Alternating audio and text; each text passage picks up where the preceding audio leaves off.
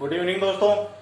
हम आज की क्लास में बात करने वाले हैं एक समान चुंबकीय क्षेत्र में आयताकार विद्युत धारा पास पर बल आघूर्ण के बारे में। कि एक आयताकार पासा होगा, उसको हम किसमें रखेंगे, एक समान चुंबकीय क्षेत्र में रखेंगे, तो उसके बारे में याद करेंगे। उसका बल आघूर्ण टो, बल आघूर्ण को किससे दर्शा रहे थे दोस्तों, हम टो से दर्शा रहे थे। तो बल आघूर्ण टो क्या होगा, इसके बारे में अध्ययन करेंगे दोस्तों। और आप यदि चैनल के ऊपर नए हो तो यदि आपने चैनल को सब्सक्राइब नहीं किया है तो दोस्तों सब्सक्राइब करें, लाइक करें और दोस्तों को शेयर करना ना भूलें। तो चलो दोस्तों बात करते हैं हम कि एक समान चुंबकीय क्षेत्र में आयताकार विद्युत धारा पासा रखने पर उसके ऊपर क्या प्रभाव पड़ेगा और उसका बल आघूर्ण क्या होगा। तो ये एक समान चुंबकीय क्षेत्र है, इसके अंदर हम क्या रखते हैं दोस्तों, एक आयताकार जिसमें विद्युत धारा, इसको नाम दिया आयताकार विद्युत धारा पास, जिसके अंदर क्या विद्युत धारा को बोले तो उसके अंदर धारा का प्रवाह हो रहा है। तो इसमें धारा का प्रवाह यानी इसमें धारा आई प्रवाहित हो रही है, जिसके कारण इसको बोल दिया विद्युत धारा पासा। तो आयताकार विद्युत धारा पास पर या पासे पर बल आघूर्ण क्या होगा। तो इसमें सबसे पहले एक समान चुंबकीय क्षेत्र में एक आयताकार पासा रखते हैं, जिसके अंदर धारा आई प्रवाहित करते हैं। दोस्तों आयताकार पासा कौन सा है, PQRS, ये नाम दे दिया। अब इसकी लंबाई देखते हैं कि इसकी लंबाई कितनी होगी और चौड़ाई कितनी है। तो इस आयताकार पासे की लंबाई तो मानते हैं दोस्तों हम, लंबाई कौन सी है, PQ और RS, ये तो है लंबाई। तो PQ कितनी है, L है, तो RS कितनी हो जाएगी, L हो जाएगी, क्योंकि ये दोनों आमने सामने की आयत में क्या होती है कि आमने सामने की भुजाएं समान होती हैं। तो इसके सामने की भुजा जितनी इसकी लंबाई है उतनी ही इसकी होगी, और जितनी इसकी लंबाई है उतनी ही इसकी होगी। तो जितनी PQ की लंबाई है उतनी ही RS की लंबाई होगी। तो PQ इक्वल टू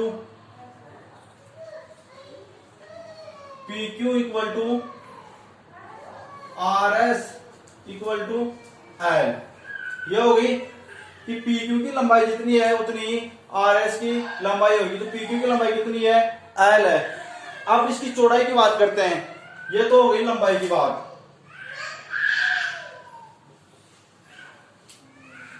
ये तो हो गई हमारी लंबाई की बात, ये हो गई लंबाई की बात। अब बात करते हैं हम चौड़ाई की, इसकी चौड़ाई कितनी होगी। तो दोस्तों जितनी QR की चौड़ाई होगी उतनी PS की चौड़ाई होगी। QR की चौड़ाई कितनी मानी है हमने, B मानी है, उतनी PS की चौड़ाई कितनी होगी, B हो जाएगी। तो ये हो गई चौड़ाई,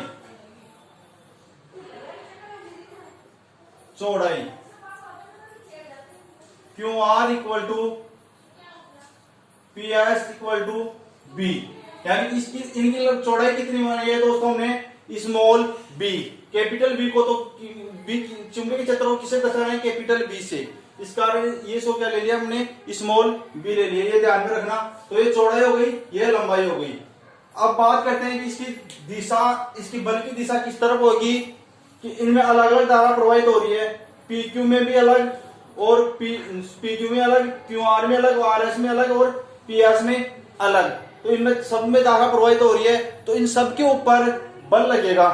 तो उस बल की दिशा याद करेंगे। तो बल की दिशा किससे याद करेंगे दोस्तों हम, फ्लेमिंग के दाएं हाथ के नियम, हथेली के नियम से। तो फ्लेमिंग का दाएं हाथ का हथेली का नियम क्या बोलता है दोस्तों, कि हम अंगुलियों और अंगूठे को एक दूसरे के इस प्रकार से लंबवत रखते हैं कि अंगूठा धारा की दिशा को दर्शाए और अंगुलियां चुंबकीय क्षेत्र की दिशा को दर्शाएं। तो इसमें क्या करेंगे दोस्तों, हम सबसे पहले PQ के अंदर देखते हैं कि PQ रेखा के अंदर, इसके अंदर बल की दिशा क्या होगी। तो इसमें धारा किस प्रकार से प्रवाहित हो रही है दोस्तों, इस प्रकार से। तो इसमें सबसे पहले तो हम क्या करते हैं कि इसमें चुंबकीय क्षेत्र की दिशा, चारों में चुंबकीय क्षेत्र की दिशा किस तरफ होगी। तो इससे याद करते हैं, यानी कि इसमें चुंबकीय क्षेत्र की दिशा तो किससे याद करेंगे दोस्तों, हम दाएं हाथ के अंगूठे के नियम से, और बल की दिशा दाएं हाथ के हथेली के नियम से। तो पहले चुंबकीय क्षेत्र की दिशा देखते हैं कि चुंबकीय क्षेत्र की दिशा इन चारों की किस तरफ होगी। तो इसमें देखते हैं कि धारा, अंगूठा किसको दर्शा रहा है, धारा की दिशा को, और मुड़ी हुई अंगुलियां चुंबकीय क्षेत्र की दिशा को, यानी कि इस प्रकार से है। तो चुंबकीय क्षेत्र की दिशा अंदर की तरफ जा रही है, तो इसको किससे दर्शा रहे हैं हम, क्रॉस से दर्शाते हैं। मैंने कल भी बताया था आपको कि जब चुंबकीय क्षेत्र की दिशा तल के लंबवत अंदर की तरफ हो तो उसको क्रॉस से दर्शाते हैं, और बाहर की तरफ हो तो उसको डॉट से दर्शाते हैं। तो इसमें जब धारा प्रवाहित हो रही है तो ये अंगुलियां इस प्रकार से घूम रही है, तो यानी अंदर की तरफ घूम रही है, तो चुंबकीय क्षेत्र की दिशा इस पास के अंदर की तरफ होगी। अब इसमें धारा प्रवाहित हो रही है, इस प्रकार से इधर जा रही है धारा, तो इस प्रकार से करने पर इस प्रकार से कर लो, तो इसमें अंगूठा किसको दर्शा रहे दोस्तों, चुंबकीय धारा की दिशा को दर्शा रहे। और मुड़ी हुई अंगुलियां, हमारी जो अंगुलियां मुड़ी हुई है, ये किसकी तरफ आ रही है, इस प्रकार से दर्शा लो। तो मुड़ी हुई अंगुलियां अंदर इस पास के अंदर की तरफ घूम रही है ऐसे, तो मुड़ी हुई अंगुलियां चुंबकीय क्षेत्र की दिशा को दर्शा दी। इसी प्रकार से इसमें देखेंगे तो ये अंगूठा, इसमें धारा नीचे की तरफ आ रही है, तो अंगूठा धारा को दर्शा दिया, और ये अंगुलियां इस पास के अंदर की तरफ घूम रही है ऐसे, तो ये इसमें भी चुंबकीय क्षेत्र की दिशा इस पास के अंदर की तरफ हो गई। और इसी प्रकार इसमें भी देख लेना आप कि धारा इस प्रकार इधर जा रही है, तो ये अंगुली इस तरफ घूमेगी, तो इसमें भी चुंबकीय क्षेत्र की दिशा इस पास के अंदर की तरफ होगी। तो ये तो हो गई चुंबकीय क्षेत्र की दिशा की बात। हम बात करते हैं कि इसमें बल किस तरफ लगेगा, इसके अंदर बल किस तरफ लगेगा। तो PQ है, जैसे PQ रेखा है, तो इसके ऊपर देखते हैं इसके ऊपर बल किस दिशा में लगेगा। तो मैंने किससे बताया कि दाएं हाथ के हथेली के नियम से याद करेंगे, तो ध्यान रखना अंगूठा धारा की दिशा को, और ये जो अंगुलियां सीधी अंगुलियां हैं, ये चुंबकीय क्षेत्र की दिशा को दर्शाएगा। तो इसमें चुंबकीय क्षेत्र की दिशा अंदर की तरफ है कंप्लीट में, तो इस प्रकार से देखते हैं हम कि अंगूठा तो धारा की दिशा को दर्शाए, और अंगूठा तो धारा की दिशा को, और सीधी अंगुलियां चुंबकीय क्षेत्र की दिशा को दर्शाए। यानी कि चुंबकीय क्षेत्र की दिशा किधर है, क्रॉस का मीन्स अंदर की तरफ है चुंबकीय क्षेत्र की दिशा। तो चुंबकीय क्षेत्र अंगुलियां तो मतलब अंदर की तरफ होंगी, और अंगूठा किसको दर्शाए, धारा को। तो धारा इस प्रकार जा रही है, तो ये धारा को दर्शा रहा है, और अंगुलियां चुंबकीय क्षेत्र की दिशा को दर्शा रही है। तो इसकी बल की दिशा किसके लंबवत होती है, हथेली के तल के लंबवत। यह हथेली हमारे दाएं हाथ की हथेली, तो इसके तल के लंबवत बाहर की ओर होती है, तो ये हथेली है, इसके तल के लंबवत बाहर की ओर होगी। तो ऐसे इस प्रकार से रखेंगे कि धारा तो इधर जा रही है, तो ये तो धारा को दर्शा दिया। चुंबकीय क्षेत्र हमारा अंदर की तरफ है, तो अंगुलियां चुंबकीय क्षेत्र को दर्शा दी, और ये तल के लंबवत इसका बल की दिशा होती है, तो ये तल के लंबवत बल की दिशा इस तरफ होगी। तो इसको तो दर्शा दिया हमने F1। इसी प्रकार हम QR में देखते हैं हम, या फिर RS में देख लो, इसके सामने वाली में देख लो RS में। हम RS में देखेंगे तो इसमें इसको दाएं हाथ को इसी प्रकार फैलाते हैं कि हमारे अंगुलियां तो चुंबकीय क्षेत्र की दिशा को और अंगूठा धारा की दिशा को दर्शाएं। तो ये लो अंगुलियां तो चुंबकीय क्षेत्र की दिशा को दर्शा रहा है, और अंगूठा धारा की दिशा को, यानी धारा इस तरफ आ रही है, तो हमारा अंगूठा भी इस तरफ ही है, और हथेली इसकी बल की दिशा किस तरफ होगी, हथेली के तल के लंबवत बाहर की ओर। तो हथेली है नहीं हमारी, तो हथेली के तल के लंबवत बाहर की ओर F2 होगी, इसको F2 नाम दे दिया। अब इसमें देख लो QR में, तो QR में देखते हैं तो धारा किस तरफ प्रवाहित हो रही है, इस तरफ हो रही है। तो इस तरफ प्रवाहित होने पर चुंबकीय क्षेत्र की दिशा किस तरफ है, अंदर की तरफ है इसमें भी, तो धारा इस प्रकार प्रवाहित हो रही है, और चुंबकीय क्षेत्र की दिशा इस तरफ है, तो इस तल के लंबवत बल की दिशा बाहर की ओर, तो ये F3 होगी। अब इसमें देखो धारा इस तरफ प्रवाहित हो रही है, और चुंबकीय क्षेत्र की दिशा अंदर इसकी, तो इस प्रकार पकड़ने पर इसके तल की लंबवत बल की दिशा बाहर की ओर हो गई, तो इसको F4 दर्शा दिया। तो ये हो गई चुंबकीय क्षेत्र की दिशा हो गई, और बल की दिशा हो गई। तो ये बल की दिशा निकाल ली हमने, F1, F2, F3, F4 ये नाम दे दिया। और इनकी चौड़ाई हो गई L, और ये लंबाई हो गई L, और चौड़ाई हो गई B। तो ये तो लंबाई और चौड़ाई दर्शा दी हमने, ये बल दर्शा दिया, और इनकी चुंबकीय क्षेत्र की दिशा बता दी कि चुंबकीय क्षेत्र की दिशा किस तरफ होगी। तो ये डायग्राम बना लो। अब इसमें बात करते हैं कि अब, और इसमें एक चीज और ध्यान रखना कि F3 और F4 एक ही रेखा के ऊपर है, और एक दूसरे के विपरीत है, तो ये क्या हो जाएंगे, निरस्त हो जाएंगे। और ये दोनों एक दूसरे के क्या है, विपरीत है, लेकिन एक ही रेखा के ऊपर नहीं है, तो इनका मान ज्ञात कर लेंगे। तो ये डायग्राम बना लो पहले, ये दोनों।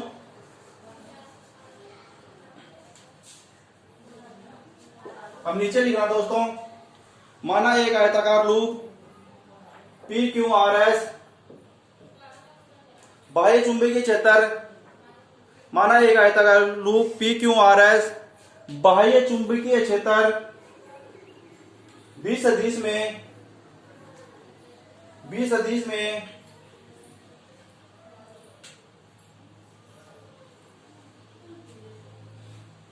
स्थित है। लूप की लंबाई PQ बराबर RS बराबर L तथा चौड़ाई क्यू आर बराबर पी एस बराबर बी, पी एस बराबर बी है। अब नीचे वाला लाइन से लिखना है दोस्तों, मान थोड़ा जल्दी लिखना दोस्तों क्योंकि इसकी जो थ्योरी है वो थोड़ी लंबी है, तो इसको थोड़ा जल्दी लिखना। नीचे वाला लाइन से लिखना, माना लूप में प्रवाहित धारा आई है, तो प्रवाहित धारा के कारण लूप की प्रत्येक भुजा पर कि इसमें धारा प्रवाहित होगी, आई धारा, तो धारा प्रवाहित होने के कारण लूप की प्रत्येक भुजा पर बल लगता है। इस बल की दिशा फ्लेमिंग के बाएं हाथ के नियम से या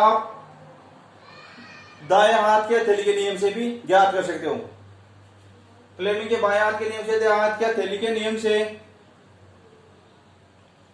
ज्ञात की जा सकती है, दाएं हाथ के हथेली के नियम से ज्ञात की जा सकती है। भुजा PQ तथा RS की लंबाई आयल है, जो सदैव चुंबकीय क्षेत्र की दिशा के लंबवत रहती है। भाई ये PQ और RS सदैव चुंबकीय क्षेत्र की दिशा तो इस तरफ होगी, तो इसके लंबवत ही होगी, जो सदैव चुंबकीय क्षेत्र की दिशा के लंबवत रहती है। अतः इन पर लगने वाला बल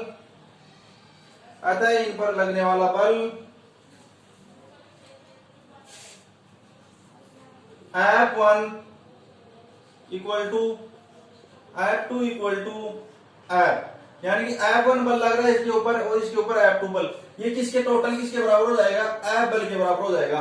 तो इसका F इक्वल टू क्या होता है हमारा IBL, F equal to I धारा, B चुंबकीय क्षेत्र और L इसकी लंबाई। तो I धारा हो गई इसमें, B चुंबकीय क्षेत्र हो गया और L लंबाई हो गई। तो F1 F equal to F2 equal to F equal to IBL, ये लिख लो। अब नीचे लिखना दोस्तों, बल F1 की दिशा लूप के तल के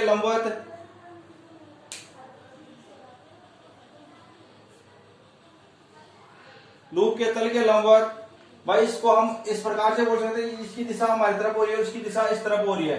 तो F1 की दिशा लूप के तल के लंबवत हमारी ओर होती है तथा F2 की दिशा लूप के तल के लंबवत हमसे दूर होती है।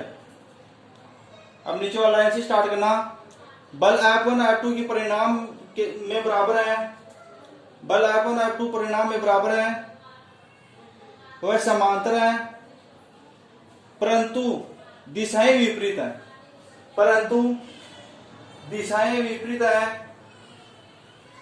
तथा इनकी क्या है दोस्तों, दिशाएं विपरीत है तथा इनकी क्रिया रेखाएं भिन्न भिन्न है। अतः ये बल युग्म बनाते हैं जिससे विक्षेप बल युग्म कहते हैं। इस बल युग्म के कारण कुंडली घूमती है। भाई जो बल युग्म उत्पन्न होगा उसके कारण ये कुंडली घूम जाएगी, इसके कारण कुंडली घूमती है। अब नीचे लिखना दोस्तों, लूप पर लगने वाला बल युग्म का आघूर्ण, लूप पर लगने वाला बल युग्म का आघूर्ण, बल युग्म आघूर्ण किससे दर्शा जाते दोस्तों, टो से। बल युग्म का आघूर्ण टो इक्वल टू क्या हो जाएगा हमारा, बल इंटू बलों के बीच की लंबवत दूरी, कि बल इंटू बलों के बीच की लंबवत दूरी, कि इन दोनों बलों के बीच की लंबवत दूरी क्या होगी और इनके ऊपर बल कितना लग रहा है। तो बल F1 यानी F1 F2 कितना लग रहा है और इन दोनों के बीच की दूरी कितनी होगी। तो टो इक्वल टू लिख लेना, बल इंटू बलों के बीच की लंबवत दूरी। तो बल तो कितना लग रहा है दोस्तों, IBL,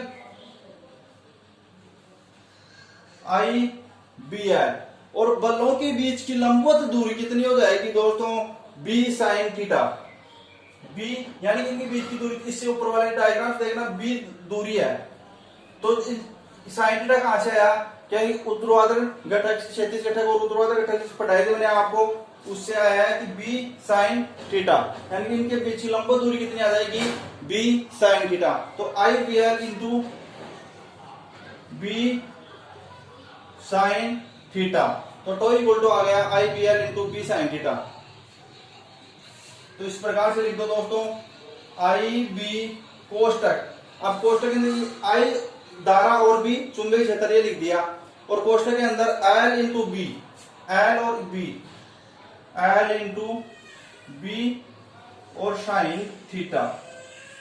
और अब बात करते हैं एल इंटू बी की, कि इसको हम लंबाई इंटू चौड़ाई, यानी कि लूप का क्षेत्रफल,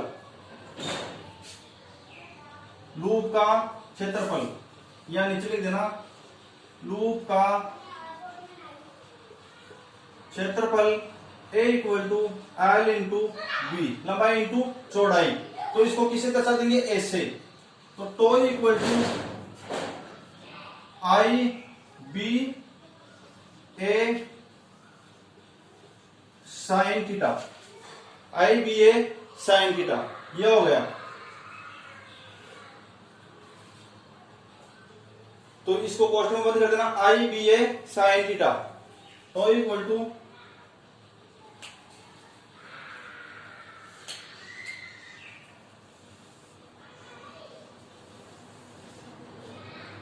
आई बी ए साइन थीटा। नीचे लिखना, नीचे वाला लाइन से दोस्तों, बल F3 व F4 परिणाम में बराबर परंतु दिशा में विपरीत होते हैं। बल F3 और F4 परिणाम में बराबर परंतु दिशा में विपरीत होते हैं, परंतु दिशा में विपरीत होते हैं। इनकी क्रिया रेखा एक ही है, अतः ये एक दूसरे को निरस्त कर देते हैं और कोई बल युग्म नहीं बनाते हैं, और कोई बल युग्म नहीं बनाते हैं। नीचे वाला लाइन से लिखना, यदि लूप की अक्ष, यदि लूप की अक्ष एन एंड एस, वही ये क्या है? लूप की अक्ष है। यदि लूप की अक्ष एन एंड एस चुंबकीय क्षेत्र की दिशा के समांतर है, चुंबकीय क्षेत्र की दिशा के समांतर है, अर्थात थीटा इक्वल टू 0 डिग्री है, तो इक्वल टू 0 क्यों जाएगा? साइन 0 का मान 0 होता है, कंप्लीट 0 हो जाएगा हमारा। तो थीटा तो इक्वल टू 0। अब नीचे लिखना दोस्तों, यदि लूप के स्थान पर, यदि लूप के स्थान पर n फेरों वाली, यदि लूप के स्थान पर n फेरों वाली कुंडली, लूप के स्थान पर, इसके स्थान पर हम क्या लें? यदि n फेरों वाली कुंडली लें, यदि लूप के स्थान पर n फेरों वाली कुंडली हो, तो कुंडली पर लगने वाला बल युग्म, कुंडली पर लगने वाले बल युग्म का आघूर्ण तो इक्वल टू क्या हो जाएगा दोस्तों? भाई ये क्या आ रहा है? आई बी ए साइन थीटा, और ये तो आ रहा है टो बल आघूर्ण। और एन फेरों वाली जब कुंडली ले रहे हैं, यानी कि कैपिटल एन फेरों वाली जब कुंडली ले रहे हैं, तो ये किससे गुणा हो जाएगा? कैपिटल एन से। तो equal to capital N I B A sine theta, तो equal to N I B A sine theta. ये क्या हो गया दोस्तों? यदि इसमें एन फेरों वाली कुंडली ले तो क्या आ गया हमारा बल? तो equal to N I B A sine theta आ गया। अब दोस्तों चुंबकीय आघूर्ण M इक्वल टू क्या होता है हमारा? कि एन आई ए। तो इसमें यदि एन आई ए, यानी कि इस एन आई ए की जगह हम क्या रखते हैं? कैपिटल M, जो क्या होता है? चुंबकीय आघूर्ण।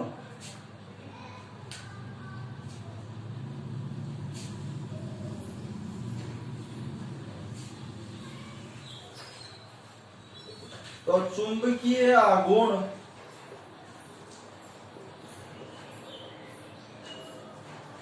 M इक्वल टू NI ए, यानी कि इसकी जगह ये रख दें तो टो इक्वल टू क्या हो जाएगा दोस्तों, M B sine theta. Tau equal to हो जाएगा M B साइन थीटा। ये लिखना tau equal to M B sine theta. अब यदि इसको हम सदिश रूप में लिखें दोस्तों तो टो सदिश इक्वल टू एन सदिश क्रॉस बी सदिश। ये आप यहां लिख लेना सदिश रूप में, सदिश रूप में। तो इस प्रकार से टो सदिश इक्वल टू एम सदिश क्रॉस बी सदिश। तो यह हो गया दोस्तों एक समान चुंबकीय क्षेत्र में आयताकार विद्युत धारा पास पर बल आघूर्ण का मान। क्या कुछ नहीं करना आपको, ये दोनों डायग्राम समझने हैं कि इसमें एक आयताकार पास रखते हैं तो इसके अंदर आपको मेन तो ध्यान में रखना है कि चुंबकीय क्षेत्र की दिशा क्या होगी और इसके ऊपर लगने वाले बल की दिशा क्या होगी। तो आपको यदि दाएं हाथ के अंगूठे का नियम आता है तो उसमें आप इसके चुंबकीय क्षेत्र की दिशा बता सकते हो, और यदि दाएं हाथ के हथेली का नियम आता है तो उसमें आप बल की दिशा बता सकते हो।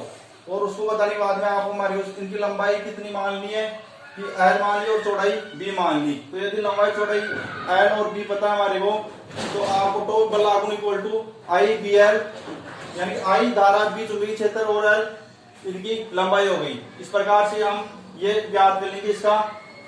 और दोस्तों इसमें एक चीज और ध्यान रखना कि आप जो इसके बल की दिशा है ये ध्यान से दर्शाना कि इसकी इस प्रकार से दर्शाना, ये एक रेखा की सिद्ध में ना हो कि जिस प्रकार से F3 और F4 है ये एक ही रेखा के ऊपर जिसके कारण ये निरस्त हो रहे हैं, तो इनको डायग्राम में दर्शाओ तो ध्यान से दर्शाना। आज क्लास में इतना ही दोस्तों, धन्यवाद।